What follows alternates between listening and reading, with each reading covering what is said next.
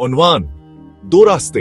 एक इंजाम रियाज एक मेहनती और खामोश तभी तालिब इल्म था, जबकि नान और इसके साथी क्लास के बदनाम बदमाश शुमार होते थे। स्कूल की 10वीं जमात में दोनों गिरोहों का सामना रोज होता, मगर उनका अंदाज़े जिंदगी एक दूसरे से बिल्कुल मुख्तलिफ था।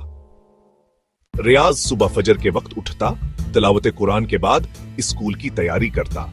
वो क्लास में हमेशा तवज्जो से सुनता, असातिज़ा का अदब करता और होमवर्क वक्त पर मुकम्मल करता। स्कूल के बाद लाइब्रेरी में वक्त गुजारता, सवालात लिखता और इन्हें खुद या उस्ताद से पूछकर समझता।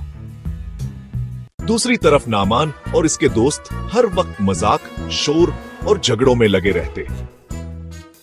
वो अक्सर क्लासेस बिंक करके गलियों में घूमते, मोबाइल पर वक्त बर्बाद करते और असातिज़ा की बातों को मजाक में उड़ाते। उन्हें अपनी शहरत पर गुरूर था और वो मेहनत करने वालों को कमजोर समझते थे। इम्तिहानात करीब आए तो रियाज ने अपनी तैयारी में मजीद शिद्दत पैदा कर दी।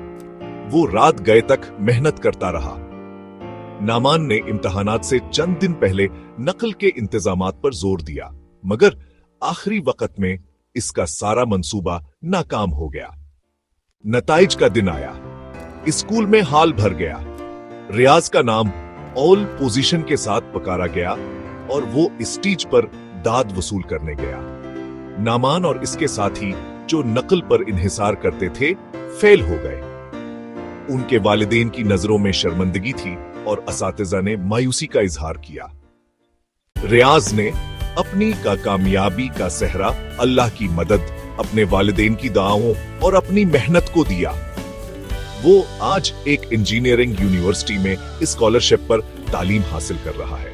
दूसरी तरफ नामान स्कूल छोड़ चुका है और मामूली नौकरी के लिए दर दर की ठोकरें खा रहा है। ये कहानी हमें सिखाती है कि मेहनत, सब्र और नियत की सच्चाई इंसान को बुलंदियों पर ले जाती है, जबकि गुरूर, सुस्ती और गलत सहबत इंसान को पस्ती में गिरा देती है। नतीजा, जिंदगी में कामयाबी का रास्ता सिर्फ और सिर्फ मेहनत और दियानतदारी से होकर गुजरता है। जो वक्त की कदर करे वही वक्त पर सरफराज होता है।